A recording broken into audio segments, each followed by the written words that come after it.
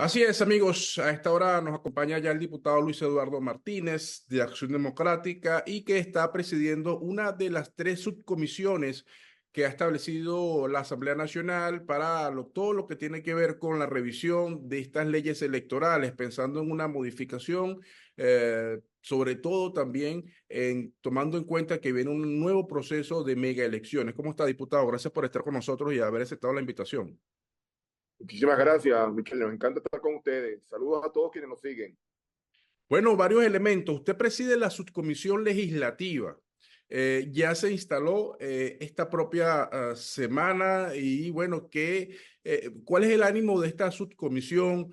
¿Qué se estaría revisando? ¿Cuáles serían esos elementos a tomar en cuenta? Trabajar a marchas forzadas, ese es nuestro ánimo. Nos instalamos hace unas horas atrás con la asistencia de la totalidad de los convocados, no solamente diputados y diputadas, sino también jefes de todos los partidos políticos que participaron, bueno, con excepción de tres, en las elecciones nacionales.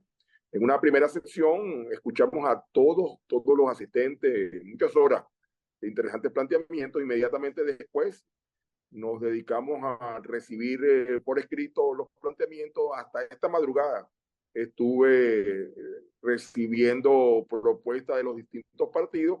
Hoy nos vamos a dedicar a consolidarla, a listarla y empezar a decantar en función del tiempo. Es que es mucho de lo que tenemos por delante. Si me permite, voy a rápidamente leer algunos de los ítems que vamos a considerar. Vamos a revisar desde el punto de vista de lo que son los temas electorales, la propia Constitución de la República de Venezuela, la Ley Orgánica del Poder Electoral, la Ley Orgánica de los Procesos Electorales, la Ley Orgánica del Tribunal Supremo de Justicia, la Ley Orgánica de Amparo sobre Derechos y Garantías Constitucionales, la Ley de Partidos Políticos, Reuniones Públicas y Manifestaciones, el Reglamento General de la Ley Orgánica de Procesos Electorales, que tiene más artículos que la propia ley, el Reglamento Parcial de la Ley de Partidos Políticos, Reuniones Públicas y Manifestaciones, una serie de resoluciones del Consejo Nacional Electoral que han venido de alguna manera llenando vacíos que las leyes mencionadas anteriormente tienen, y un conjunto de sentencias del Tribunal Supremo de Justicia. Tenemos previsto una reunión con el directorio del Consejo Nacional Electoral el próximo martes. Hemos ya agendado una reunión con los magistrados de la sala electoral. Tenemos contacto con rectores de universidades, tanto públicas como privadas, y en definitiva tenemos una agenda bien completa de consulta. Estas son las leyes que se están revisando, pero además de eso, hay varios instrumentos legales que pudieran surgir. La magistrada Fanny Márquez, que asistió en calidad de invitada a la primera sesión, propuso que analizáramos la posibilidad de una ley de contencioso electoral que no existe. Varios dirigentes políticos plantearon la necesidad de una ley de financiamiento de los partidos políticos. Es decir, se trata de revisar todo. El propio nombre de la comisión lo deja claro. La denominación de la comisión especial es Comisión Especial para la Evaluación de todas las normas y leyes de proceso electoral y partidos políticos. Es decir, que aquí cualquier escenario puede darse. Ahora, en lo relativo a esta propuesta para la reforma de la ley de lo contencioso electoral, ¿qué se estaría planteando? ¿Cuáles serían esos elementos que estarían ahí en ese debate? Y actualmente la única instancia para dirimir los conflictos electorales es la sala electoral. Y que, en contrario a lo que la gente a veces cree, la sala electoral no solamente se dirimen conflictos de carácter electoral presidencial, parlamentario, sino que allí concurren cualquier tipo de elecciones, desde colegios profesionales, universidades, juntas comunales. Entonces eso hace bien difícil el que se pueda impartir justicia. La ley que propuso la magistrada apunta a que existan, tal como en lo civil y en lo penal, distintas instancias en primera, en segunda instancia, para facilitar el acceso a la justicia de quienes demanden decisiones de carácter electoral. Ahora bien, diputado, hay varios elementos allí que se estarían planteando en estas reuniones con los partidos políticos y estas propuestas que usted ha dicho ha recibido y revisado hasta horas de la madrugada. ya de este día jueves. ¿Cuáles serían esos elementos? Habíamos escuchado por allí, por ejemplo, el tema de la segunda vuelta, estaba también planteado el tema de las inhabilitaciones. En qué estarían centrándose la mayoría de estas propuestas que usted ha revisado? Bueno, en este momento, de todo lo que he recibido, una de las constantes es la necesidad de revisar el sistema de asignación por cocientes electorales de posiciones en los cuerpos deliberantes, ya sean nacionales, municipales o regionales, de tal manera de evitar la sobrerepresentación que ya en el 2015 se convirtió en el problema quizá que ocasionó esas distorsiones en ese parlamento, pero también en el 2020 se repitió. Entonces, lo que se pretende es una representación más equilibrada dependiendo de la votación. Eso ha estado constante en la casi totalidad de las intervenciones. Hay también un reclamo de que se incluya en la ley la paridad de género. Es cierto que ha habido 3 resoluciones del CNE en 3 ocasiones distintas para que las mujeres estén representadas adecuadamente en los órganos deliberantes, pero para nosotros es fundamental y nadie ha discutido hasta ahora en contra de esta propuesta, que las mujeres ocupen por lo menos la mitad de las posiciones en la Asamblea Nacional, en los consejos legislativos y en los consejos municipales. Se ha planteado también, tú lo has dicho, la necesidad de normar los llamados delitos electorales. No hay ninguna, absolutamente ninguna norma legal que se refiere a los delitos electorales. Entonces, cuando se presentan estos, tiene que acudirse a las normas de carácter penal o incluso civil. Se necesita una legislación electoral que especifique, tipifique claramente cuáles son delitos electorales. Por ejemplo, llamar a no votar, por ejemplo, o llamar a desconocer la autoridad del árbitro electoral, por ejemplo, desconocer los resultados de unas elecciones que hayan sido reconocidas a su vez por el ente electoral o incluso por el TCJ, llamar a cualquier tipo de acción que perjudique no solo el electoral, sino la paz de la República.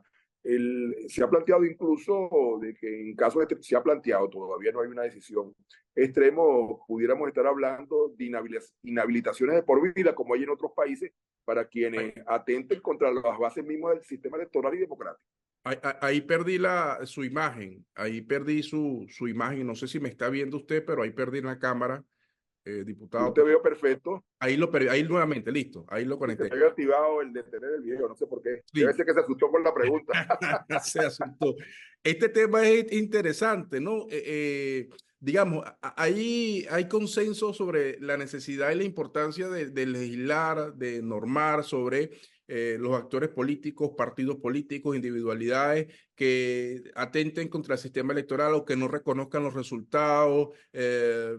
Hay un consenso sobre la necesidad de legislar sobre esa materia, le pregunto.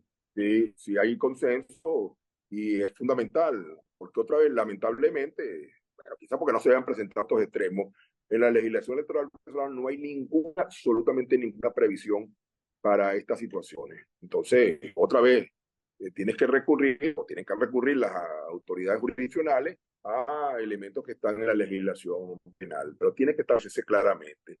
Tiene que establecerse claramente para que todo el mundo sepa a qué tenerse. Hoy cualquiera puede alegar, bueno, pero es que eso es delito, ¿dónde está? Pero nosotros aspiramos para el 30 de diciembre, a más tardar, sobre todo en esta materia, legislar, para que en lo futuro nadie pueda aprovechar las rendijas que deja el que haya vacío en los hechos ilícitos electorales para cometerlos. Ahora, Pero aquí, te repito, hay consenso. diputado, ¿usted cree que, digamos, todo esto se ha venido acelerando? Lo que ha ocurrido con esta tarjeta de la MUT, con lo que fue ya esa candidatura del señor González Urrutia, eso fue un mal precedente porque se habló y se criticó mucho lo que es esa tarjeta de la MUT, el tema de la doble militancia. ¿Qué aspectos se pueden resaltar de eso?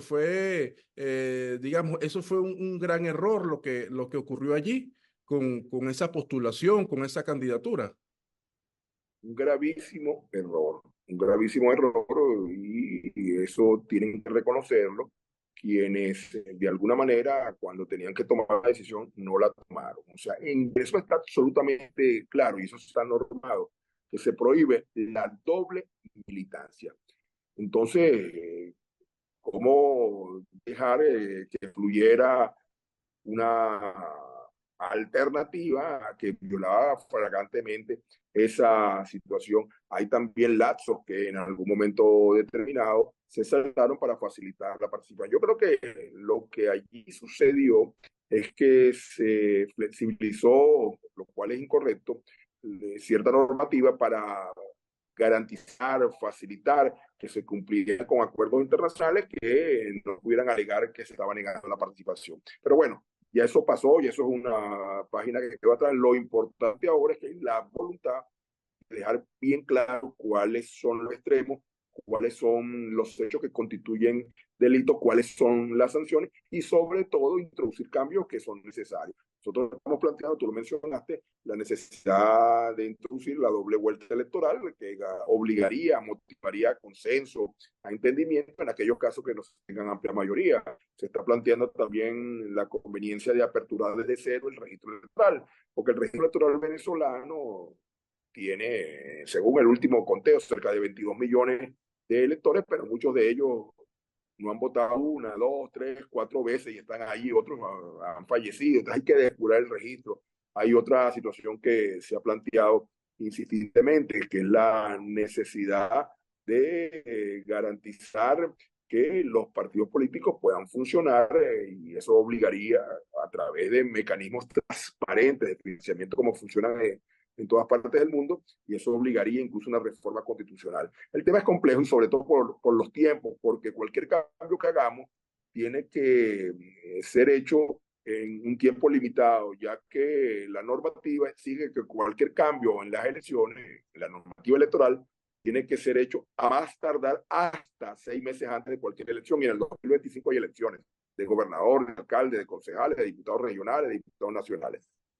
El diputado le preguntó, además por su condición, bueno, partidista, usted fue ex candidato ya, fue candidato presidencial. ¿Qué opina usted sobre también lo que estos personajes, González Urrutia, estos personajes que, bueno, ahora andan por el mundo solicitando más sanciones, que no han reconocido los resultados? Estas personas no deberían permitírsele, o a los partidos políticos que sigan montados en esto, no se le debería permitir la participación en nuevos comicios, o qué mecanismo debería privar allí.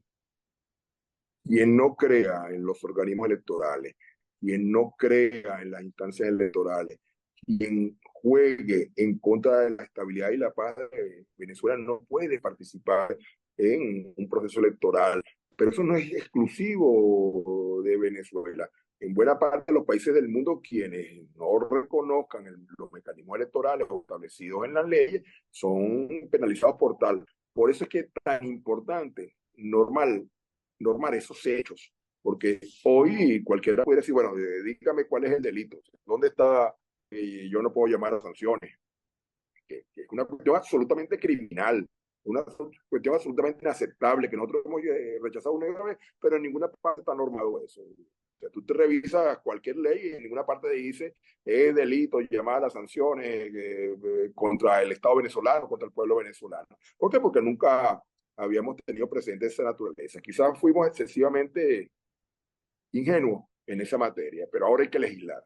Ahora, ¿qué opina usted ya como dirigente político sobre lo que está ocurriendo con el sector extremista? El mundo está en España, se fue de Venezuela, nunca, de hecho, él confesó que al día siguiente de las elecciones ya se había refugiado, entre comillas, en la Embajada del Reino de los Países Bajos. Luego pasa a la Embajada de España, solicita la presencia del doctor Jorge Rodríguez. Fue inclusive la vicepresidenta, salió, firmó una carta donde además reconoce al Estado venezolano y los resultados. Después aparece que no, que fue supuestamente que los resultados son otros. ¿Qué opina usted de toda esta novela, este entramado? El mundo dice que va a regresar para autojuramentarse el 10 de enero. ¿Qué opina usted de eso?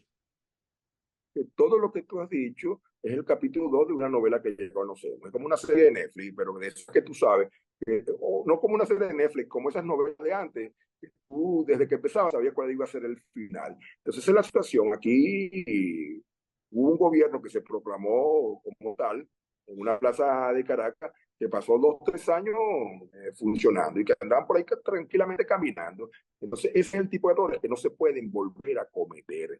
¿Por qué? Porque aquí hubo también un parlamento que todavía incluso se señala que es legítimo.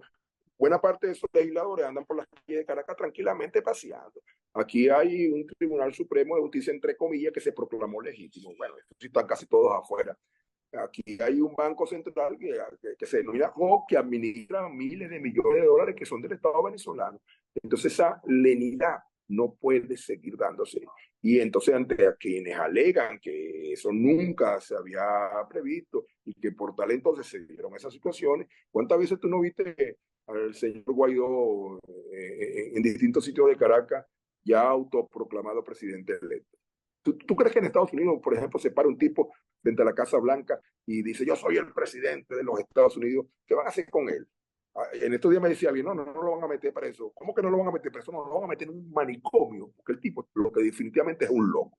Entonces nosotros hemos sido, y asumo, si bien no tenemos responsabilidad directa, pero en su momento lo alertamos, excesivamente benignos con ese tipo de conducta que atenta contra la paz de la República. Quizás, reitero, es una especulación tratando de mantener compromisos que en su momento se adquirieron en Qatar, en Barbados, en México, pero que se han probado que no cumplen. Porque, por ejemplo, las sanciones tenían que haberse levantado y hoy siguen acomodando al pueblo venezolano.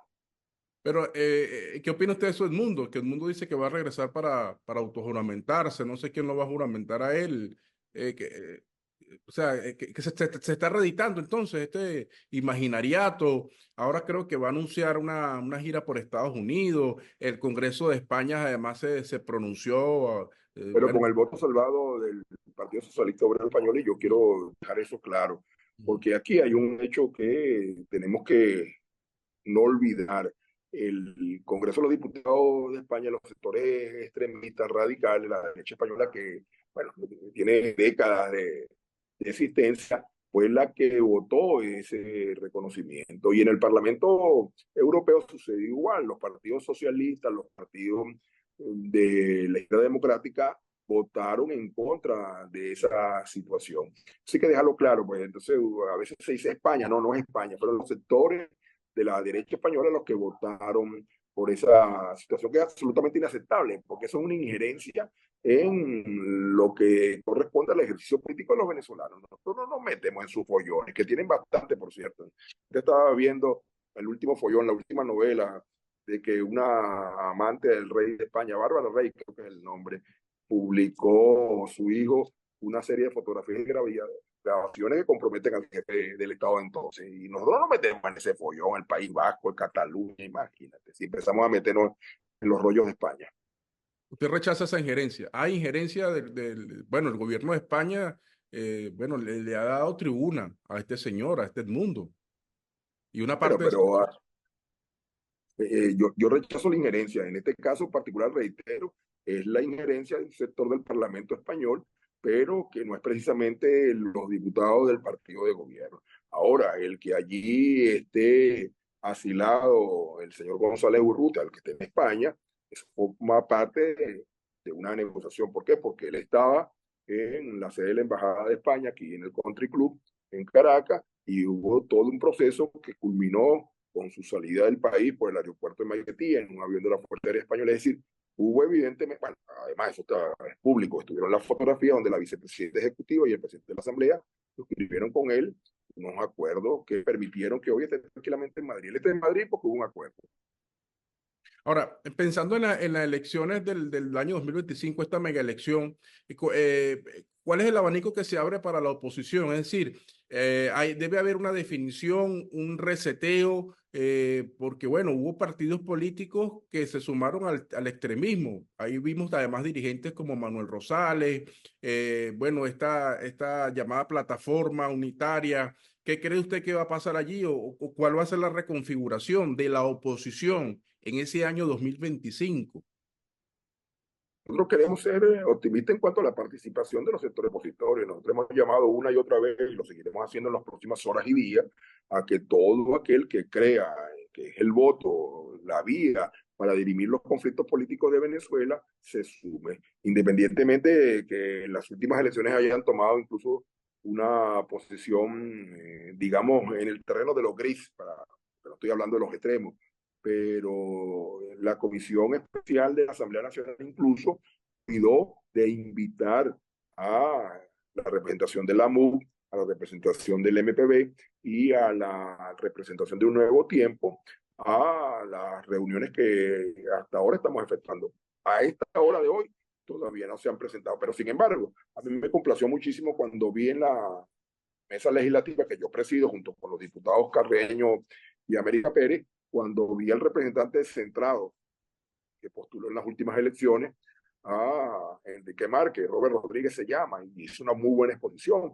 Me complació porque ellos han tenido una posición bastante beligerante en relación a los resultados electorales. Y también me sentí contento cuando vi a mi derecha al representante del lápiz en la mesa legislativa, como había visto anteriormente al asesor principal, consejero, presidente, creo que su posición del lápiz, el doctor y amigo Antonio Ecardi, que hasta hace poco era el embajador de Guaidó en España. O sea, verlo sentado allí le da a uno la convicción de que es posible la ratificación, la rectificación. Es decir, no me refiero a Antonio, el joven, que fue candidato a alcalde, que es un gran amigo de su padre, que fue embajador de Guaidó hasta hace poco en España, embajador entre comillas, estaba ahí con nosotros sentado. Bueno, eso es una voluntad de rectificación que hay que reconocer. Por eso es que no podemos cerrarle las puertas a alguien que quiera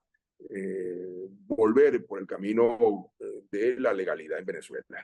¿Usted cree que esa elección del año 2025 ya este sector extremista, digamos, va a quedar fuera de la... Ahí tocó nuevamente la pantalla, lo perdí, lo perdí. Le quería preguntar si ya se cierra si se cierra esa escena o ese capítulo del sector extremista participando en elecciones, o qué es lo que va a pasar. Solamente, no lo sé, no lo sé en realidad y nadie lo puede saber, porque el problema de esas cosas es que ni siquiera uno puede considerar que son autónomos en sus decisiones. Entonces depende también de quién tome la decisión al final, que no son precisamente algunos de los actores que están por aquí.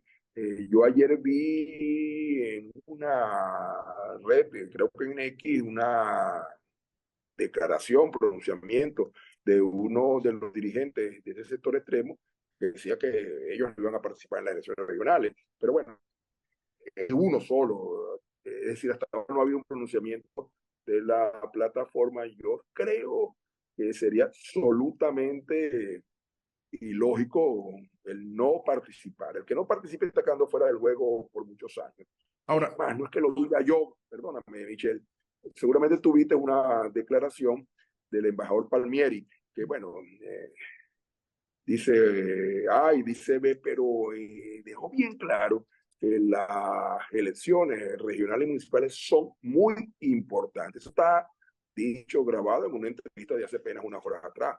Entonces, quizás es una seña de que será viable la participación de sectores que hasta ahora parecieran negarse a hacerlo. Pero por eso creo que es preferible esperar que ellos tomen la decisión. Nosotros sí vamos a participar. Nosotros sí vamos a estar ahí. Nosotros vamos a promover incluso una gran alianza entre todos los sectores de oposición porque creemos que es necesario, conviene a Venezuela, incluso le conviene al gobierno. Que hay una oposición fuerte, robusta, capaz de revertir los errores, de proponer alternativas, de convertirse en un elemento relevante para la gobernabilidad en Venezuela. Así que ten la seguridad que nosotros vamos a estar ahí con candidatos a gobernadores, alcaldes, concejales, legisladores regionales y legisladores nacionales. Y ojalá que en una gran unidad. Vamos a trabajar por eso y estamos trabajando en eso. Le quiero preguntar ya para ir cerrando, diputado, hay un tema interesante, tiene que ver, a propósito de lo que ha dicho Palmieri, el embajador Palmieri, ya este tema de la elección del pasado 28 de julio, ya esta página hay que pasarla porque, bueno, pareciera haber dos debates. Uno se mete en redes sociales y entonces en los Estados Unidos y en España, una realidad que, bueno, aquí en Venezuela no existe. Aquí, bueno, vemos gente trabajando, gente en la dinámica. eh, no sé, digamos, ya esta página hay que pasarla del 28 de julio, ya lo que se viene es la elección regional y el trabajo para político, además de construcción del país. Tú eres un muchacho en comparación conmigo, pero de todas maneras lo que te voy a relatar no es tan viejo. Aquí aplica una vieja canción de Héctor Lavoe, es un periódico de ayer. Es decir, la gente lo que está pendiente hoy, sale a la calle y pregunta, es de sus aguinaldos, de cuánto va a cobrar de aguinaldo, qué van a hacer con los aguinalditos, qué van a hacer en diciembre, que cómo le rinde más su platica. Eso es lo que está pendiente la gente. Yo lo que veo en la calle, anda al centro, yo voy al centro, porque, bueno, por muchas razones, entre ellas porque el Parlamento Nacional queda en el centro. Mm. Y recorre. El domingo estuve desayunando en la plaza, al frente de la Plaza de la Candelaria, con unos amigos de Bandera Roja. Bueno, a las 9 de la mañana esa plaza y todos esos alrededores estaba full, la gente jugando dominó, otros jugando truco, una heladería que está en la esquina que no voy a nombrar porque no me brindaron el helado allí, con 2 cuadras de cola. Es decir, bueno, anoche nada más me decía una periodista de venezolana de televisión que había estado en San Vil la Candelaria y que se quedó asombrada, que no podía ni caminar, la gente ahí en la calle. Entonces, en este momento, los venezolanos, lo que estamos interesados en que el país salga adelante, que la economía mejore, que lo social pueda tener mayor fuerza. En eso es que podemos trabajar todos y ahí es que es necesaria una gran unidad, un gran consenso nacional. Yo confío, por cierto, que el gobierno de Venezuela a partir del 10 de enero tenga la capacidad, una vez juramentado el presidente, de entender que nos necesitamos todos y que un gobierno de amplísima unidad nacional, donde estén todos los sectores de la vida del país, le conviene otra vez a todos. Así que esperemos que sea así. Bueno, ya usted me ha respondido la última pregunta que le iba a hacer, era sobre si usted tenía dudas de quién será que se va a juramentar en la Asamblea Nacional el 10 de enero del año 2025, ¿no? Con estas cosas que dicen por allí. Yo no tengo ninguna duda de quién se va a juramentar allí. Ya lo dije la misma noche, el 28 de julio. Yo lo que no sé es dónde se van a juramentar otros. Así es. Pero Bueno, te repito, Michelle, escoge cualquier país del mundo, imagínate que alguien se para, bueno, en la misma España, que alguien se para ahí frente al Congreso de los Diputados y dice, yo soy el presidente del Congreso de los Diputados, o yo soy el rey de España. ¿Qué van a hacer con esa persona? así es. Es que Bueno, te repito, ni siquiera preso, se lo van a llevar por un manicomio, esto es un loco. así es. Bueno, diputado, muchas gracias por su tiempo, verdad que un tiempo valioso, le agradecemos la oportunidad y bueno, nos seguimos escuchando, ¿no? Y seguimos dándole lectura a esto, ¿no? A este Sí, proceso que Michelle, ante el 30 de diciembre, ha dicho, se aprueban las sí, leyes. bueno, después hay tiempo para otras leyes. Hay unas que tendrán que esperar un poquito más porque hay varias propuestas. Hay incluso propuestas, no nada decidido todavía. Hay unos que hablan sobre todo lo que toca los temas constitucionales, que seguramente se va a necesitar una enmienda constitucional, que se puede necesitar convocar un referéndum consultivo, que incluso, te repito, porque quede claro, entonces, no hay nada decidido como para eso, pero se está hablando que incluso pudiera ser necesaria una Asamblea Nacional Constituyente. Pero apenas estamos empezando las discusiones. Pero Pero para qué específicamente una propuesta que ya usted ha dicho, que no, digamos, no hay consenso, no se ha, entiendo que no se ha abordado en profundidad. Me la habla de doble vuelta forma, presidencial, por ejemplo, ¿cómo? la doble vuelta en la elección presidencial requiere una modificación de la Constitución.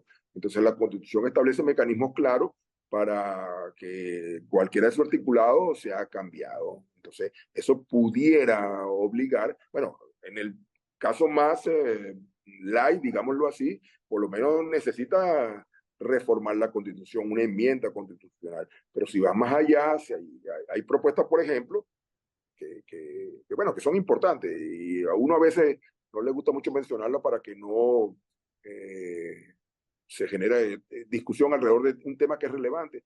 El financiamiento de los partidos políticos, de Mm. todos, que garantizaría que las cosas fueran mucho más transparentes en el manejo de los recursos, es un tema constitucional, porque en la Constitución del 99 se estableció claramente que los partidos políticos no pueden recibir financiamiento del Estado. Entonces, ¿qué terminan haciendo? Tú sabes, recibiendo por ahí de cualquiera que le quiera dar unos recursitos para poder funcionar. Y algunos incluso lo hacen, tú sabes, de fuentes extranjeras que debería estar prohibido. Y eso es una cuestión que debe establecer también claramente. O sea, en ninguna parte dice hoy que un partido político no puede recibir fondos del extranjero. En ninguna parte lo dice. Eso hay que normarlo.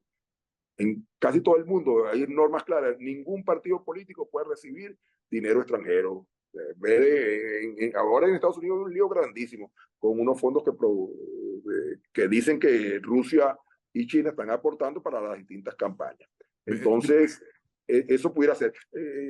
Te comento lo siguiente, por cierto, ya para cerrar, como tú dices, te voy a mandar a tu WhatsApp el documento base que tenemos en la mesa legislativa sobre las leyes que originalmente se han empezado a discutir. ¿Por qué? Porque creo que es importante, Michelle, que se haga un esfuerzo para que la gente sepa de lo que se está tratando. En la medida que la gente sepa que estamos abordando temas que son de interés público, cuando se realice la consulta pública, que es obligante también, entonces seguramente podrá haber nuevos aportes. Entonces te lo paso al terminar esta entrevista. Bien, el tema de la nacionalidad, revocar nacionalidad o algún tipo de ese tipo de debates, eso no está planteado.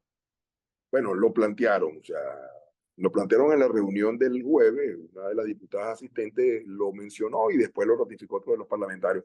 O sea, pero en este momento solo hay planteamientos, propuestas, ninguna de las cuales ha sido suficientemente madurada. Hoy, a partir de un rato, a partir del mediodía, vamos a ordenar todo lo que se plantea. Hasta la sugerencia más modesta se va a incluir. Entonces tendremos una larga lista de propuestas. Entonces, ¿cómo las vamos tratando? ¿Qué requiere esta propuesta? Un cambio en la Constitución, un cambio en la ley orgánica, un cambio en la ley, una nueva ley. Entonces, una vez hecho eso, entonces meterlo en un calendario de discusiones. En este momento, la mejor definición es la que te dije hace rato, la propia denominación de la Constitución. Todo lo relativo a procesos electorales y partidos políticos está en discusión. Gracias, diputado. Muchas Feliz gracias. día. Así es, amigos. A esta hora nos acompaña ya el diputado Luis Eduardo Martínez de Acción Democrática y que está presidiendo una